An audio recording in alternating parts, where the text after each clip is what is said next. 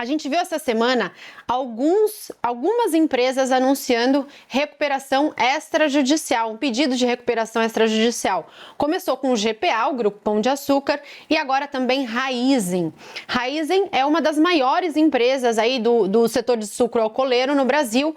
A gente está vendo aí algumas imagens da Raízen. Era considerada uma empresa AAA, que a gente chama, uma empresa muito segura, com baixa alavancagem, negociava com uma alavancagem, uma dívida líquida EBITDA, que a gente chama em torno de 2, quer dizer, em 2 anos de EBITDA ela já pagaria toda a sua dívida, mas por conta de um ano ruim, ela se viu com um baita de um prejuízo, uma dívida crescendo bastante, ela acumulou aí quase 70 bilhões de dívida e aí agora precisou se reestruturar e pedir aí a sua recuperação extrajudicial.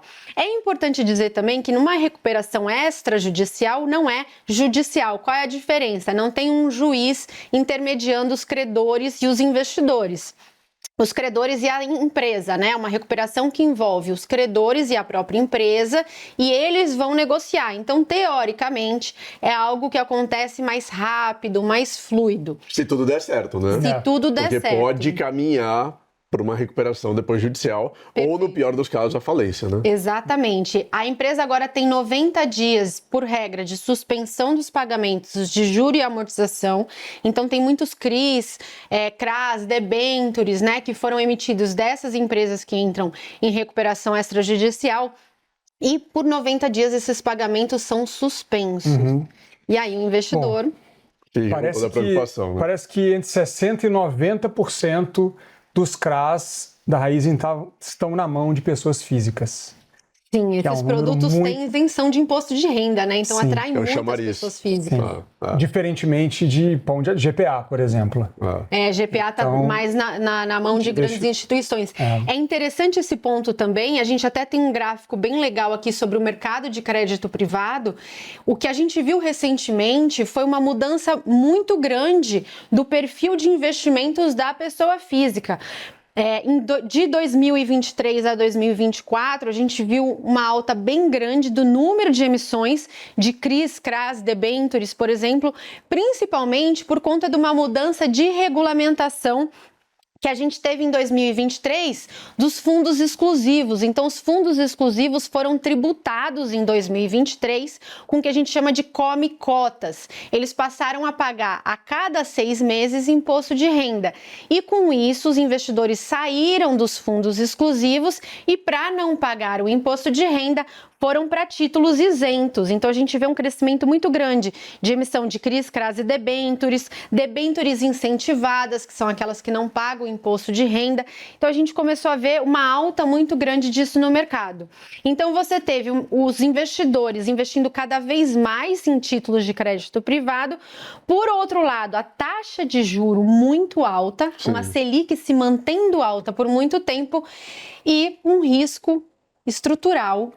Esse é um ponto que volta um pouco do Americanas Feelings, né? Uhum. De janeiro de 24.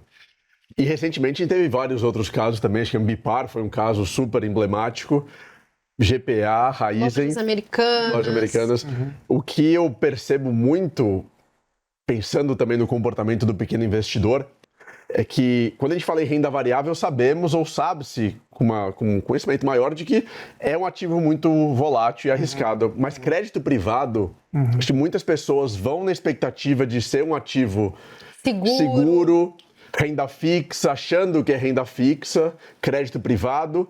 E, na verdade, a gente vê esses nomes de empresas líderes no Brasil, Americanas, Ambipar, Raízen, Grupo Pão de Açúcar, da noite para o dia, para o pequeno investidor que não acompanha o mercado todos os dias, da noite para o dia, perdendo, às vezes, 80%, ou às vezes... Oi, foi um caso super emblemático também, que tinha muitos pequenos investidores. Uhum.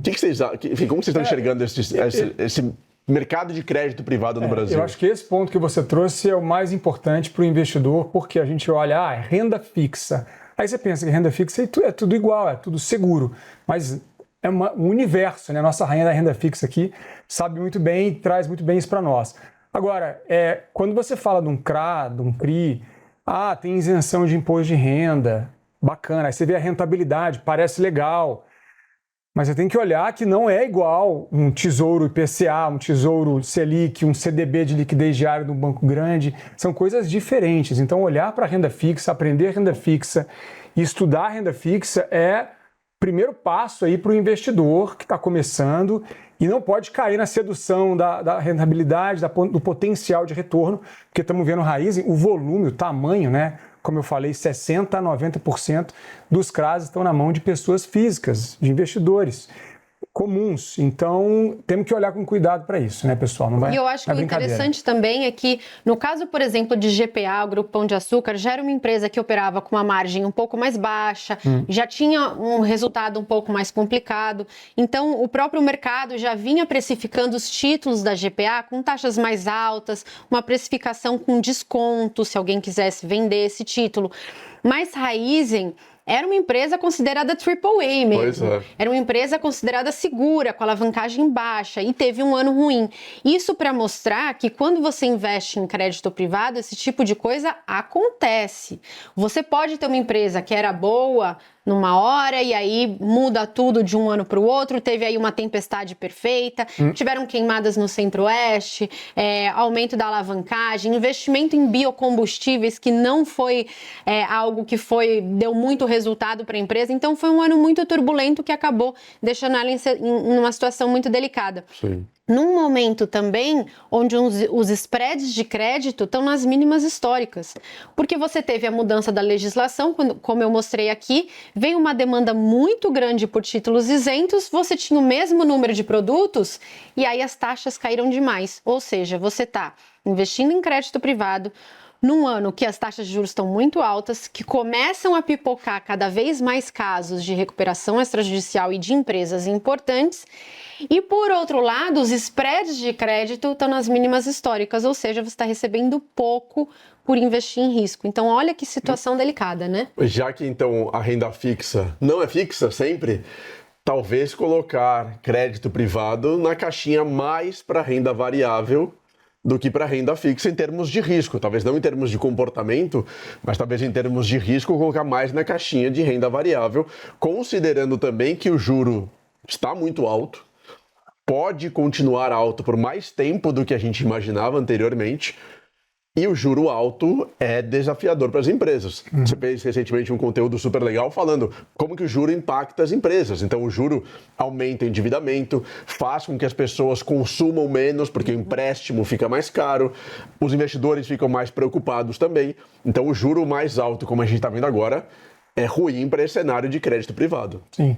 E para o investidor também é importante olhar para fundos, né? Porque, por exemplo, na época da Americanas, muita gente tomou susto investindo nesses investimentos que são fundos de renda fixa e que a pessoa não olha o que tem ali direito e tomou susto na época por conta de desvalorização de fundo, nessas caixinhas, esses investimentos aí que são mais aparentemente embalados de forma geral, tem que olhar com cuidado porque muitas vezes tem crédito privado e crédito privado é isso que você está vendo, ele tem oscilação. E aproveitando essa parte de fundos, tem também a questão, não só no Brasil, mas internacional também. O que a gente está vendo nos Estados Unidos é uma aversão ao risco muito grande nos mercados de private credit, que são créditos privados também. Eles têm esses fundos de private credit que eram muito queridos pelos investidores porque não sofriam marcação a mercado. Ou seja, os títulos de dívida eram marcados no que a gente chama na curva. Então, se você comprou um título a 13%, ele ia ser marcado aí com a rentabilidade linear de 13%. Enquanto a gente sabe que os corporate bonds, né, os títulos de dívida corporativa americanos, eles sofrem alteração. Se a taxa sobe, eles caem, se a taxa cai, eles sobem. Então, nos Estados Unidos, você também está tendo essa questão do private credit. Sim, então é isso, né? Olhando para renda fixa de uma maneira mais ampla, não é tudo igual, tem que estudar, pessoal, não é só investir porque é renda fixa e é garantido, não, tá bom?